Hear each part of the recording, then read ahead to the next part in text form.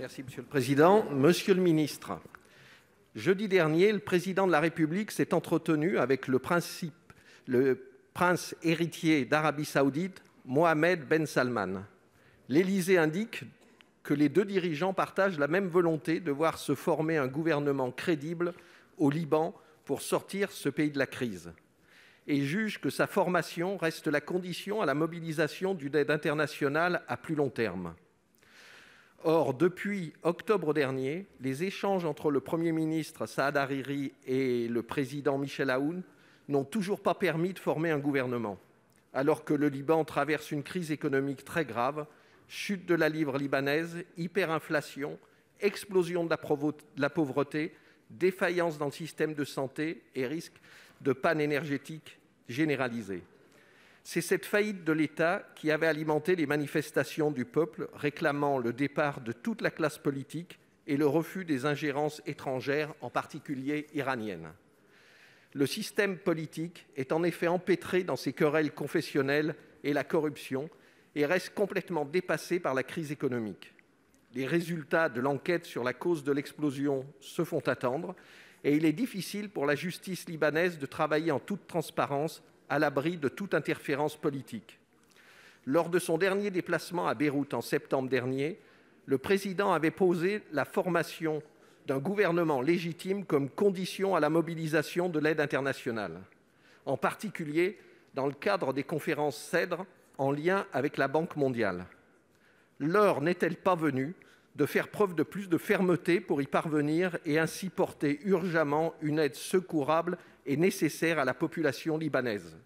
Aujourd'hui, Monsieur le ministre, comment comptez-vous renforcer la pression de la communauté internationale et en particulier de l'Union européenne pour soutenir le peuple libanais?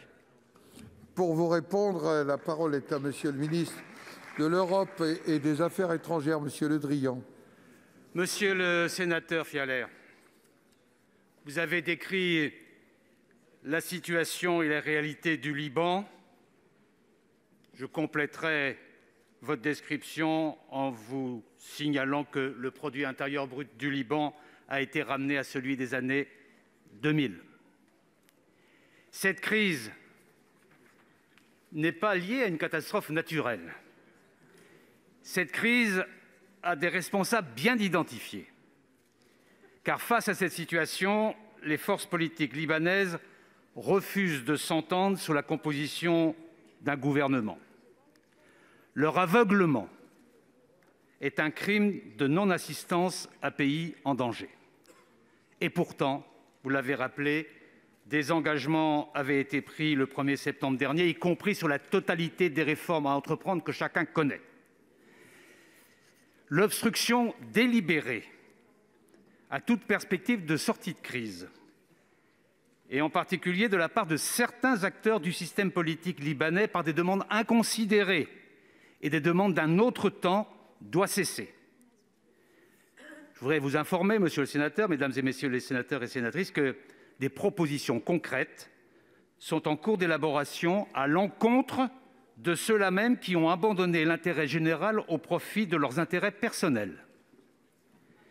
Et si certains acteurs politiques libanais ne prennent pas leurs responsabilités, nous n'hésiterons pas à prendre les nôtres à cet égard. Les décisions qu'ils prendront ou qu'ils refuseront de prendre au cours des prochains jours seront déterminantes. C'est le message que le Président de la République et moi-même avons passé aux principaux responsables libanais hier. La France, pour sa part, continue de se tenir aux côtés du peuple libanais. Nous savons que le Liban peut compter sur des Libanaises et des Libanais de valeur au sein de la société civile qui ont à cœur de travailler sincèrement à l'édification du Liban de demain. Nous entendons donc travailler avec ceux qui portent l'espoir et l'avenir de ce pays et nous ne ménagerons pas nos efforts à cette fin. Merci.